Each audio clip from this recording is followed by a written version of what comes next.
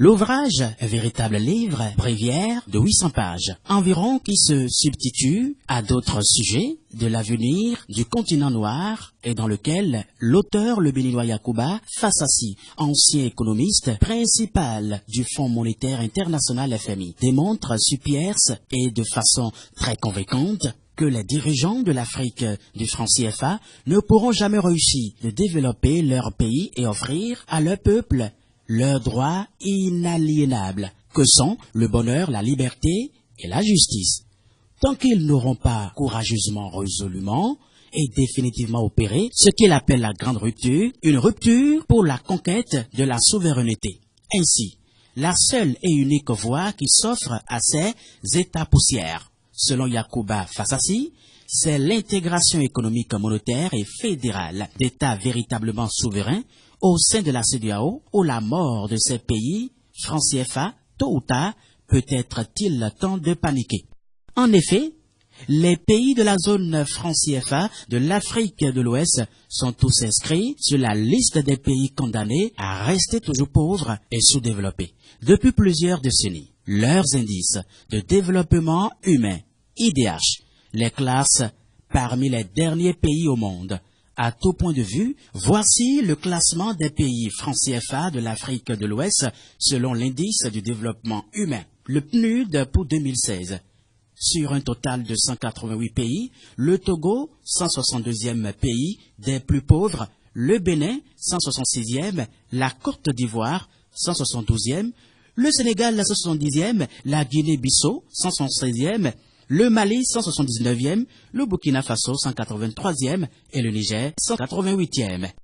Ah oui, les causes premières de la pauvreté objecte et structurelle de ces pays francophones alors que les autres pays qui n'utilisent pas la monnaie franc CFA poursuivent leur développement. C'est le renoncement volontaire de leur souveraineté économique et monétaire à la puissance colonisatrice, la France en effet.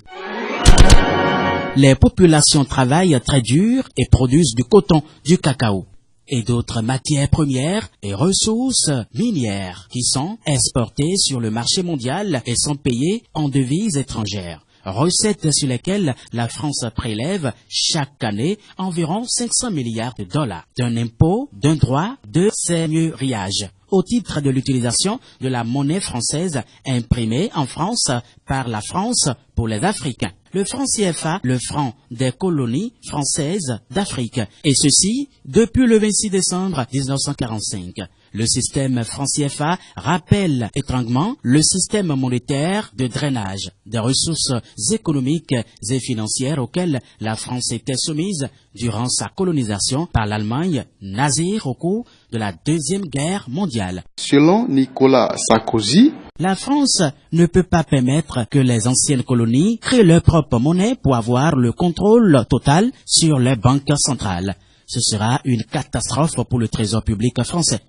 Pas question de laisser les colonies françaises d'Afrique avoir leur propre monnaie.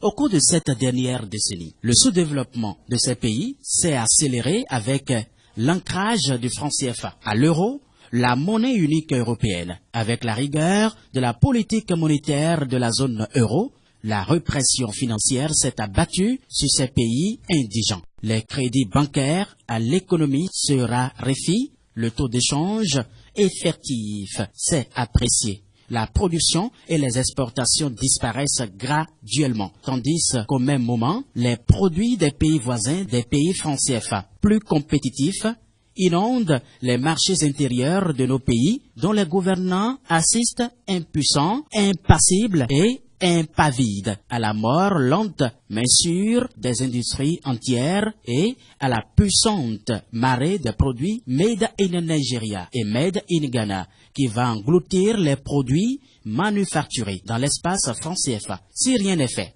ce sera bientôt ou au plus tard, dans 10 ans, un véritable tsunami. La mort de ces économies francs CFA avec des convulsions aux conséquences politiques incalculables. Quelle est la solution?